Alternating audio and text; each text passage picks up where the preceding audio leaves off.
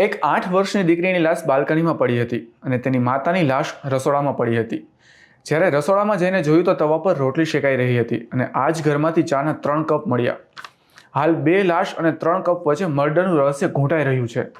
Double મર્ડરની આ ચોંકાવનારી ઘટના છે રાજસ્થાનના કોટાની, જ્યાં આવલી રોજડી વિસ્તારના એક ઘરમાંથી મા દીકરીની લાશ મળી છે. જેમાં દીકરીની લાશ બાલ્કનીમાં હતી અને માતાની લાશ રસોડામાં હતી. જે ઘરમાંથી લાશ મળી તે જ ઘરમાં 2 વર્ષનું બાળક જીવતું હતું. જ્યારે રસોડામાં જઈને જોયું તો તવા પર રોટલી શેકાઈ રહી હતી. પોલીસે જ્યારે સર્ચ કર્યું તો ઘરમાંથી ચાના 3 કપ મળ્યા, એટલે કે 2 ડેડ બોડી અને ચાના કપ 3.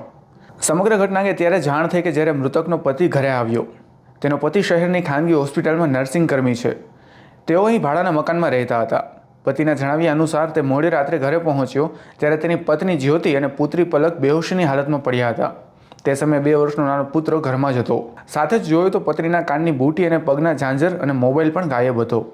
આ સમગ્ર ક્રાઇમ સીન પરથી લાગી રહ્યું હતું કે પહેલા મા દીકરીની હત્યા થઈ છે અને પછી લૂંટ થઈ છે, પણ સાચી હકીકત તો પોલીસ તપાસમાં જ બહાર આવશે.